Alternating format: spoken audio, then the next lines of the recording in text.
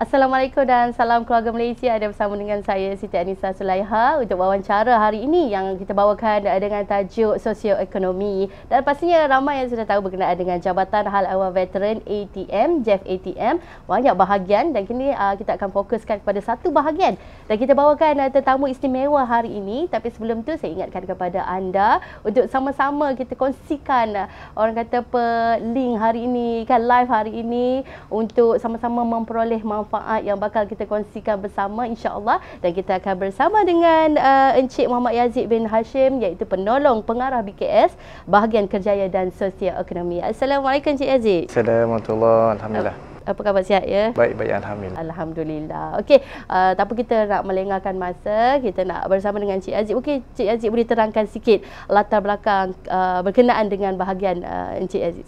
Okey, terima kasih Puan Anisa. Pertama, sebagaimana disebutkan oleh Puan Anisa tadi, saya dari bahagian kerjaya dan sosioekonomi. Kita panggil di sini adalah BKS. So, fokus kami adalah sebenarnya seperti mana fokus JEF adalah fokus kepada kesejahteraan veteran ATM. Ini fokus kami. Cuma konteksnya kali ini dalam konteks sosioekonomi. Apa itu sosioekonomi? Kita boleh lihat sudut pekerjaan, keusahawanan, bagaimana veteran boleh tingkatkan pendapatan mereka. So, itu fokus bahagian kami. Itu fokus bahagian kerjaya dan sosioekonomi. Pasti ramai yang tak sabar nak tahu kata apa detail keseluruhan bahagian ini, apakah fungsi yang disediakan dan bagaimana Tuan bahagian ini membantu veteran ATM. Oh, bagus soalan daripada Puan Anisa tadi. Bagaimana jabatan membantu veteran ATM? Sebelum saya menjawab soalan itu, kita kena melihat, kita kena faham veteran kita adalah aset negara. Mereka bukan sekadar aset semasa dalam perkhidmatan. Mereka juga aset selepas mereka bersara. Kenapa saya kata begitu? Pertama, kebanyakan veteran kita puratanya bersara seawal umur 40 tahun. Itu yang bagi yang berpencen. Bagi yang tak berpencen, ada yang di kalangan mereka umur 32 tahun pun ada. Ini bermakna mereka adalah aset yang kita perlu manfaatkan. Kita ni maksudnya adalah negara. Perlu manfaatkan kerana mereka masih boleh menyumbang kepada KDNK, keluaran dalam negara kasar kita, ekonomi kita itu insya-Allah. Okey, dan nak tahu juga Tuan, macam mana orang kata mengenai hubungan strategi antara JEF ATM dan juga pihak swasta. Okey. Sebelum saya menjawab persoalan Puan Anisa tadi bagi hubungan strategik, okey. Bila saya sebut tentang veteran adalah aset negara. Aset negara maksudnya mereka ini ada ilmu, ada pengalaman, ada kemahiran yang kita sektor ekonomi boleh manfaatkan. Bila merujuk pada veteran, pada peringkat umur 40 tahun, kalau kita sebagai orang awam untuk dapatkan pekerjaan bukanlah mudah. Kita kena faham itu bukan mudah. Sebab itu Jabatan Hal Ehwal Veteran datang untuk memudahkan veteran-veteran kita ni untuk mendapatkan pekerjaan sesuai dengan kemahiran kepakaran mereka. Itu antara fokus kami.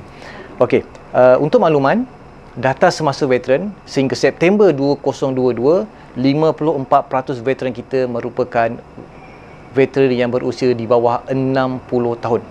54% maknanya angka yang sangat signifikan untuk sosioekonomi ini kita tekankan kepada veteran-veteran kita. Apa yang kami buat sebenarnya? Kita buat antaranya adalah penjodohan pekerjaan. Maknanya kita bagi mereka peluang kerja sama ada di sektor awam ataupun sektor swasta. Antara yang kita buat juga, kita buat program-program keusahawanan supaya bagaimana nak bantu usahawan veteran terlibat dalam bidang keusahawanan. Antara yang kita bantu juga aspek inisiatif perumahan. Ada veteran-veteran kita yang lebih 60 tahun, yang tidak ada rumah, yang mungkin rumah terlalu uzur, pendapatan bawah B40. Ini kita bantu mereka untuk dapat rumah baru atau baik pula rumah sedia ada mereka. Itu. Okey, dari aspek kerjasama strategik. Okey. Sebenarnya bagi Jabatan Hal Ehwal Veteran perkara ini sangatlah signifikan. Kenapa? JEF ini stafnya sekitar 200 orang aja. Kita ada veteran sekitar 200,000 orang. Jadi kalaulah tak ada kolaborasi strategik, JEF takkan ada kapasiti, tak ada kemampuan untuk buat program penjodohan pekerjaan, peningkatan keusahawanan. Kita tak ada kapasiti itu sebenarnya. Kerana itu pentingnya JEF sosioekonomi terutamanya menjalin hubungan dengan pihak-pihak awam, swasta supaya sosioekonomi veteran kita dapat ditingkatkan sebenarnya.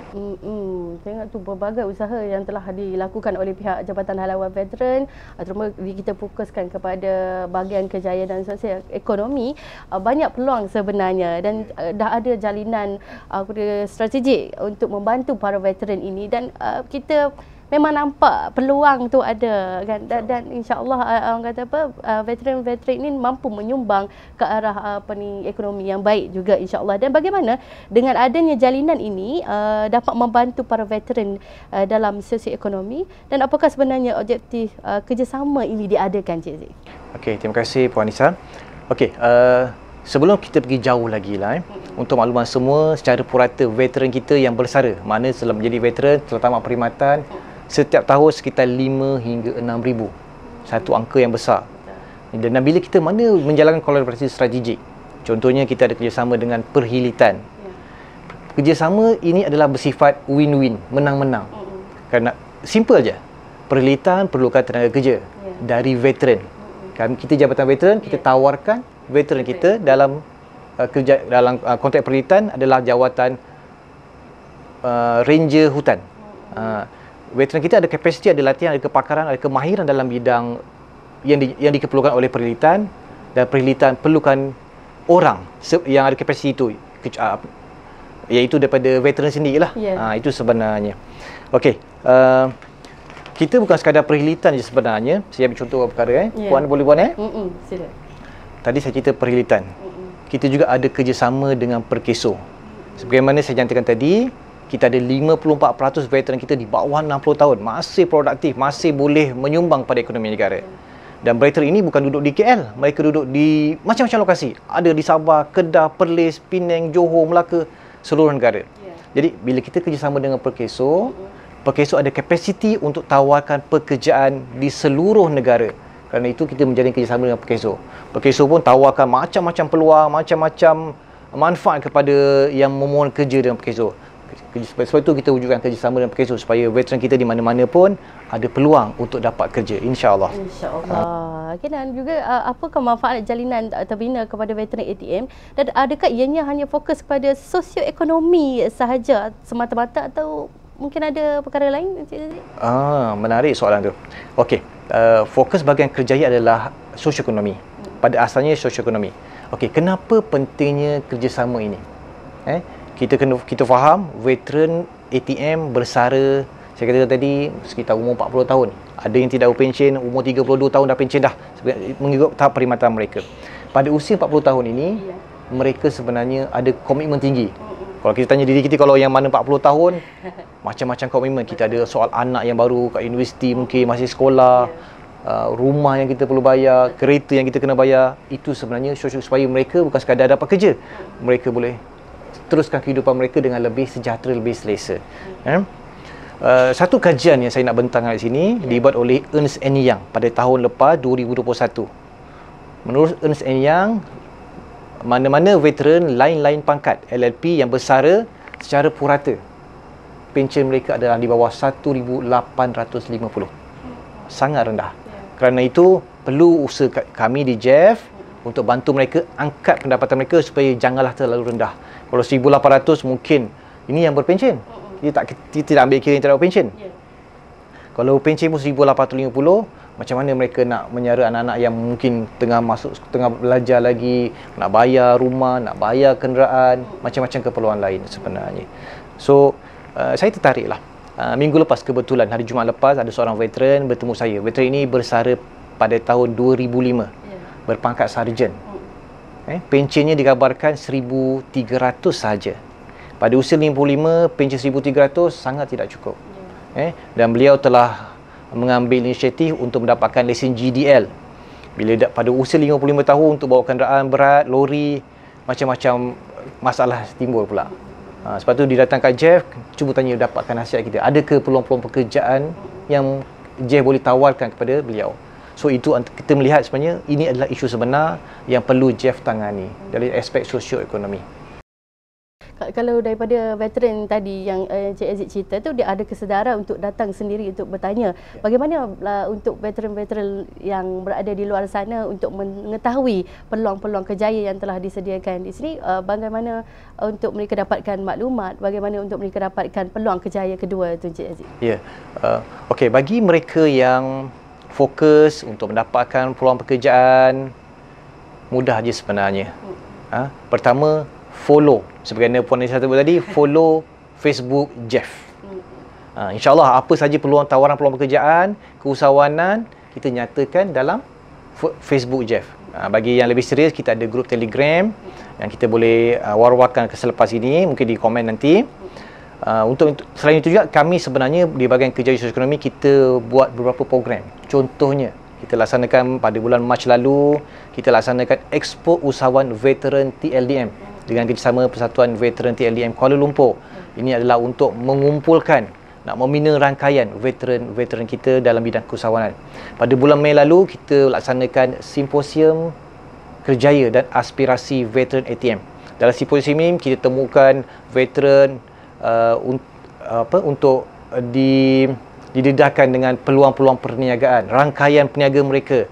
Kita juga bagi peluang mana-mana veteran yang tak nak jadi usahawan, nak bekerja. Kita bagi peluang, kita jemput Perkeso untuk buka mini expo kerjaya. Alhamdulillah, ramai yang datang, ramai veteran yang buka booth, sambutan sangat menggalakkan, dan alhamdulillah selepas program itu macam-macam peluang datang Jeff. Menarik sebenarnya. Alhamdulillah. Jadi jangan lepaskan peluang untuk anda sama-sama mendapatkan informasi di platform-platform media sosial kami. Pastinya di Facebook, Instagram, Twitter, dan orang kata apa, seperti yang dinyatakan Encik Aziz, kena selalu tengoklah. Kita dah akan sediakan maklumat-maklumat di sana. Dan Encik Aziz, apakah nasihat kepada warga veteran daripada Encik Aziz sendiri?